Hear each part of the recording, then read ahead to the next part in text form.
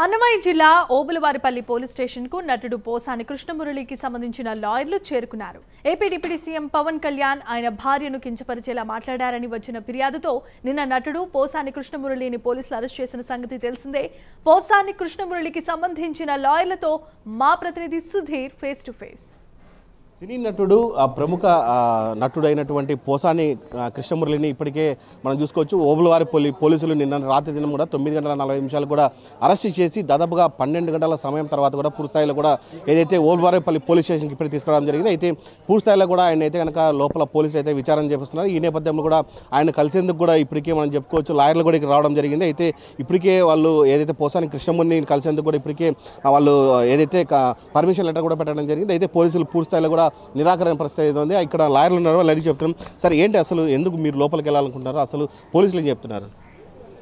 Sir మన చట్ట ప్రకారము సిఆర్పిసి ప్రకారము సుప్రీంకోర్టు గైడ్లైన్స్ ప్రకారము డీకే బస్సు గారి కేసులో ఇచ్చిన గైడ్లైన్స్ ప్రకారము ఖచ్చితంగా అరెస్ట్ చేసిన వెంటనే ముద్దాయికి హక్కు అడ్వకేట్ని కన్సల్ట్ అయ్యే హక్కు వస్తుంది.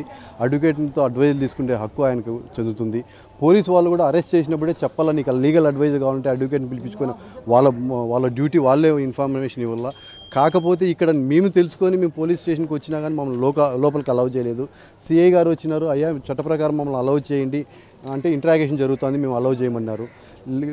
పోనీలేండి మీరు స్టేషన్ని మాకు అలౌ చేయండి, వాళ్ళు వేరే చోట కూర్చుంటారు, మేము వేరే రూమ్లో కూర్చుంటాము, ఏం జరుగుతుందన్న మాకు తెలుస్తుంది కదా, మాకు అలౌ చేయండి అంటే లేదు సార్ మేము చేసే క్వశ్చనే లేదు, మీరు కోర్టు నుంచి ఆర్డర్ తెచ్చుకోండి అని అంటున్నారు. అందుకని మేము చట్ట ప్రకారం మాకు హక్కు ఉంది అని చెప్పి మేము ఇప్పుడు లెటర్ కూడా ఇవ్వడం జరిగింది. దాని గురించి కూడా ఇంతవరకు మాకు రిప్లై కూడా ఏమీ లేదు, ఏమి ఇన్ఫర్మేషన్ మాకు ఇవ్వడం లేదు.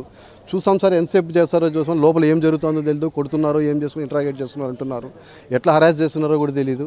ఈ విషయం గురించి మేము ఖచ్చితంగా చర్య తీసుకుంటాం. పోలీసుల మీద హైకోర్టుకు పోతాం, మేజిస్ట్రేట్ కూడా ఇన్ఫర్మేషన్ ఇస్తాం. మేజిస్ట్రేట్ కోర్టులో ఈ సెక్షన్లో అట్రాక్ట్ కావద్దని కూడా చెప్పి మేము రిమాండ్ తీసుకునేదానికి లేదు అనే విషయం మేము వాదిస్తాం. ఖచ్చితంగా దాని జడ్జిమెంట్లు కూడా పెట్టి వాదిస్తాము. తర్వాత మేజిస్ట్రేట్ గారు ఏమి నిర్ణయం తీసుకుంటారో ఆలోచిస్తాం సార్. అంటే మనం ఇప్పుడు ప్రముఖంగా చూసుకుంటే సోషల్ మీడియా వేదిక కూడా కావచ్చు, ఇప్పటికే పలు సెక్షన్లు కూడా పెట్టారు, ఆయన మీద నాన్ బెయిలబుల్ కింద పెట్టారు. ఇవన్నీ సెక్షన్లు వర్తిస్తాయి అసలు? ఇంతవరకు మాకు ఎఫ్ఐఆర్ కూడా ఎందుకు అరెస్ట్ చేసినారు, ఎఫ్ఐఆర్ కూడా మాకు లేదు, ఏ విషయాలు దాంట్లో ఏం రాసినారో తెలియదు. ఆ సెక్షన్ల ప్రకారం చూసుకుంటే 2 సెక్షన్లు మాత్రం ఖచ్చితంగా అట్రాక్ట్ కావు. తర్వాత వచ్చి అవి 3 సంవత్సరాల లోపలనే ఉన్నాయి. ఇంకో సెక్షన్ 111 ఒకటి పెట్టినారు, దానికేమో పనిష్మెంట్ ఎక్కువ ఉంది. హైకోర్టు అయితేనేమి సుప్రీంకోర్టు అయితేనేమి ఆ కోర్టులు కూడా కాదు, కడప ఈ జిల్లాలో ఆ సెక్షన్ను అట్రాక్ట్ కాదు అని రిమాండ్ తీసుకోకుండా ప్రతి కేసులో రిజెక్ట్ చేస్తూనే ఉన్నారు. అయినా కానీ దాంట్లో లైఫ్ ఉంది కాబట్టి పెడితే దాంట్లో రిమాండ్ ఇప్పించుకోవచ్చు అనే ఉద్దేశంతో ఆ సెక్షన్ అట్రాక్ట్ కాకుండా ఆ సెక్షన్ పెట్టినారు. ఇప్పుడు కూడా 111 పెట్టినారని మాకు తెలిసింది. ఆ సెక్షన్ ప్రకారము అట్రాక్ట్ కాదు. అది అంతకుముందు 2 కేసులు ఛార్జ్షీట్లు వేసిండల్లా, తర్వాత వచ్చి ఆ ఇంగ్రీడియంట్స్ అట్రాక్ట్ కావు కాబట్టి ఖచ్చితంగా మేము అక్రమ కేసు తప్పకుండా ఆ సెక్షన్ పెట్టినట్టే అక్రమ కేసులో పెట్టినట్లేదు సార్. వాళ్ళు ఇప్పుడుండే ప్రభుత్వము వాళ్ళు ఇష్టం వచ్చిన చేస్తున్నారు. ఖచ్చితంగా దీని కాన్సిక్వెన్సెస్ ఉంటాయి.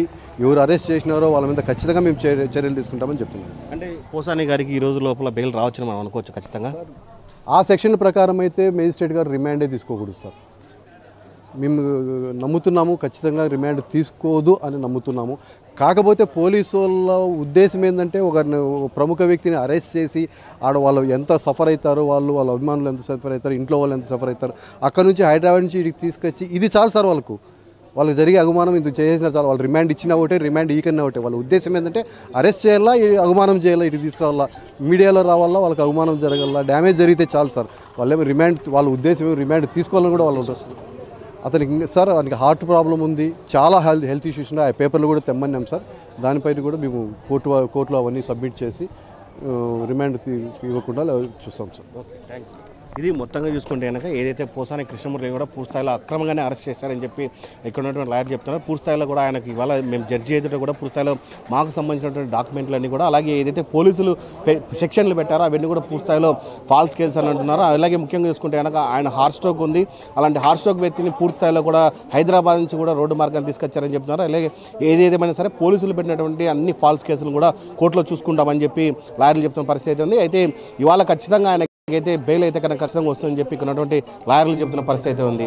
ఓబులవారిపల్లి పోలీస్ స్టేషన్ నుంచి వీడియో జర్నలిస్ట్ రాకేష్ తో సుధీర్, ప్రైమ్ న్యూస్, కడప.